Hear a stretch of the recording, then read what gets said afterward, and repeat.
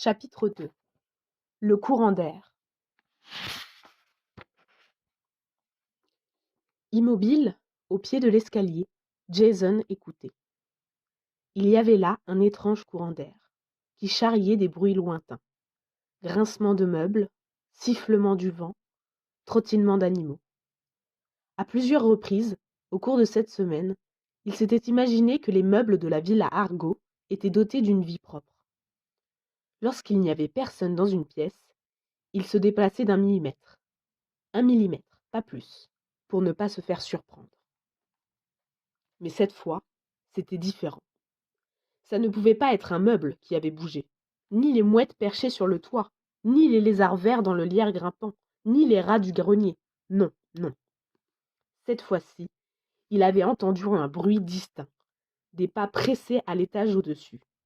Il s'était arrêté pour écouter. Les pas résonnaient toujours. Jason serra les lèvres, perplexe.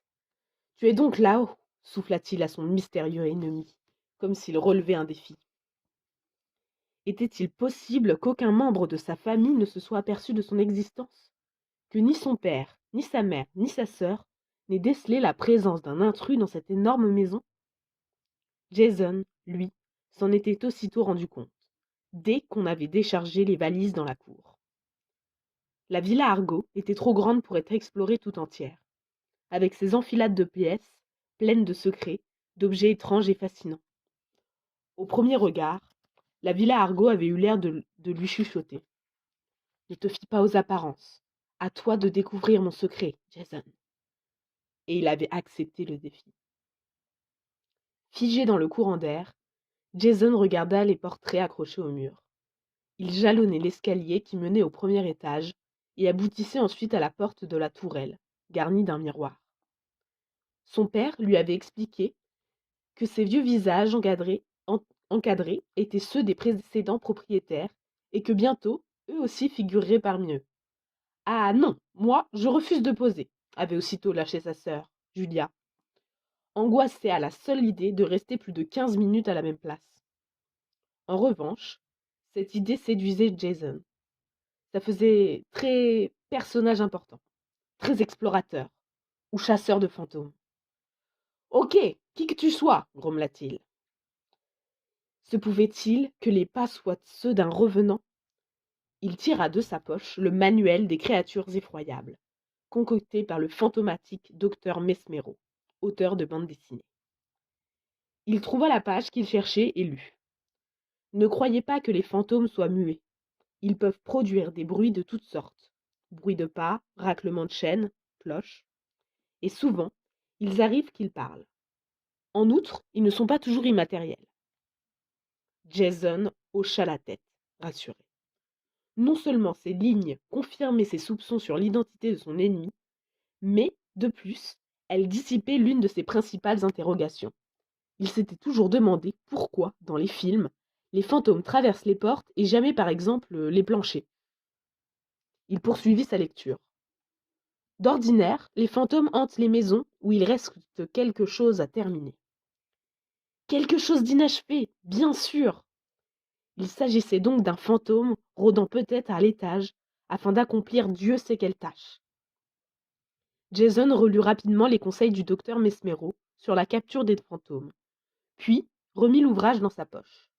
« À nous deux maintenant, » siffla-t-il. Mais dès qu'il posa le pied sur la première marche, une main le saisit par derrière. « Jason !» s'exclama sa sœur en le tirant au pied de l'escalier. « On doit y aller !» Tout absorbé par sa chasse aux fantômes, le garçon essaya de se rappeler très vite ce qu'il était censé se produire dans le monde réel. « On doit y aller ? Mais où ?»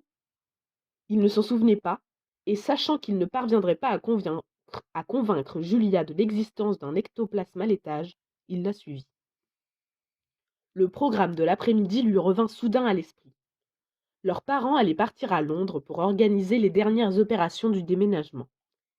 Il y aurait les meubles à transporter, les tableaux de maman à emballer délicatement, le bureau de papa à ranger, etc. Ils seraient de retour à la villa Argo dimanche matin, en même temps que le camion. Julia et Jason, eux, resteraient à la villa Argo, à condition d'obéir sans broncher à Nestor, le jardinier. Pour tromper leur attente, ils avaient obtenu la permission d'inviter Rick Benner, un garçon du pays dont ils venaient de faire la connaissance. Les jumeaux sortirent de la maison. Du haut du ciel frangé de nuages, le soleil dardait ses rayons sur le jardin. Sur la mer, à l'horizon, s'étendait une mince ligne blanche. Tu ne t'es jamais demandé pourquoi le ciel vire au blanc avant de toucher la mer? Non, répondit Julia. Elle sauta les 4 marches de l'entrée et atterrit sur la pelouse. Jason l'imita, puis se retourna brusquement pour regarder les fenêtres du premier étage. Il espérait pouvoir surprendre le fantôme, mais il ne vit personne. Nestor écoutait patiemment les recommandations de Madame Covenant, mais lorsqu'elle atteignit le point numéro 8 sur les doigts de la main, il l'interrompit. Écoutez, madame, je ne suis pas une gouvernante. D'autre part, je ne crois pas que vos enfants aient le temps de manigancer tout ce que vous m'avez énuméré. Vous ne serez absente qu'un seul après-midi. Et une soirée, précisa-t-elle. Donc, comme je vous le disais, monsieur Nestor, monsieur Covenant essaya d'accélérer le mouvement par un petit coup de klaxon, ce qui la rendit furieuse. Un instant, s'exclama-t-elle, exaspérée. Nestor saisit au vol cette seconde interruption. Soyez tranquille, vos enfants vont s'épuiser à explorer la maison de fond en comble avec leurs petits copains. Et ce soir, ils seront tellement éreintés qu'ils dormiront 12 heures d'affilée. Oui, mais écoutez, non, permettez-moi. C'est vous qui allez m'écouter. L'été approche et le parc a besoin d'un bon nettoyage. Je dirai à vos enfants ce qu'ils ont le droit de faire ou de ne pas faire. Et il se peut que j'aie recours à leur service pour prendre soin des petites plantes dans la serre. Voilà tout. Ils sont grands. Il n'y a rien de dangereux ici. Madame Covenant gesticula, cherchant à poursuivre la discussion. Mais Nestor ne lui en laissa pas l'occasion. La falaise non plus n'est pas dangereuse. Aucun enfant n'aurait l'idée d'aller se jeter dans le vide sur les rochers. Ils sont peut-être inconscients, mais pas à ce point-là. Vous ne connaissez pas Jason, marmonna alors Madame Covenant. Ils se turent, car les enfants venaient vers eux pour leur dire au revoir. Jason marchait à reculons, à l'évidence plus intéressé par la maison que par le départ de ses parents. À avancer de la sorte, il buta contre le tuyau d'arrosage du jardin et dut exécuter une sorte de pirouette aérienne pour ne pas tomber à la renverse sur le gravier. Vous voyez ce que je veux dire? Soupira sa mère. Nestor gratta sa barbe blanche et conclut. Athlétique et actif. Julia se jeta au cou de sa mère, puis grimpa sur la portière pour faire un bisou à son papa. Encore accaparé par l'une de ses lubies, Jason ne leur adressa qu'un vague salut. Alors je compte sur vous, fit Madame Covenant, d'une voix flûtée, en montant dans la voiture.